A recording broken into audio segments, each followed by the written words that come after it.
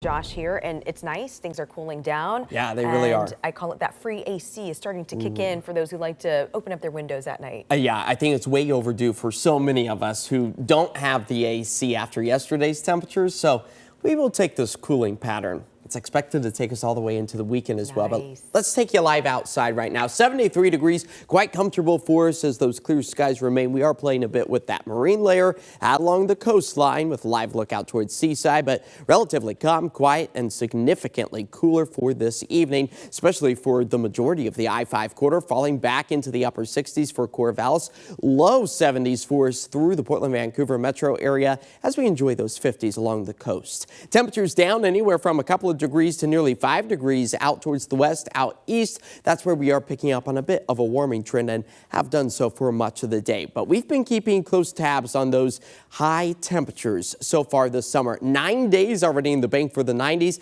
On average, we see about 15, and we have yet to touch the triple-digit mark, at least out towards PDX. And on average, we see about 1 day hitting 100 degrees. All right, a snapshot of the month of July. Definitely seen some hot summer-like temperatures. When we take all of these days, both daytime highs and overnight lows, average them out, our temperature has been above average by about 3 degrees or so with no rain, not even a drop. That's where our rain deficit grows to a little bit more than 3/10 of an inch. So it comes as no surprise that much of the Willamette Valley has now fallen back into severe drought. Just the same for the Blue Mountains area, and you'll notice a very small northeast sliver of Oregon falling back under extreme drought as the drought situation has worsened, of course, over the past week or so. But I want to compare it compared to where we were back in July of 2024. Significantly worse this go around as opposed to 1 year ago. And that comes as a fire weather warning still remains in place for Friday afternoon, Friday evening, gusty winds, hot conditions,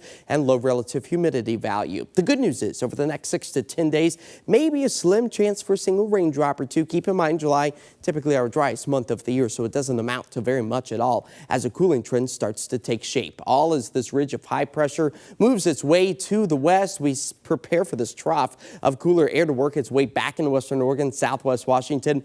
That will be our cooling mechanism, not only for the weekend, but the start of next week. As that marine layer plagues the coastline for the start of the day tomorrow, sunshine for the valley and the Cascades as a few of those high thin cirrus clouds work their way back into our area. So for tonight, calm, quiet, clear, temperatures sliding back into the low 60s. Tomorrow, our end goal, 87 degrees. And again, we'll start to increase that cloud coverage for the start of the day, but boy, is it going to make for some great conditions this weekend for Portland Pride. 81 Saturday, Sunday, 79 degrees. Come out, join us for the parade starting at 11 o'clock on Sunday. That's where those temperatures by the end of the parade will be back up into the mid to upper 70s. And our 7-day forecast shows, I think if all of us keep our fingers and toes crossed, that we might be able to squeeze out a raindrop or two on Monday with a high of about 81.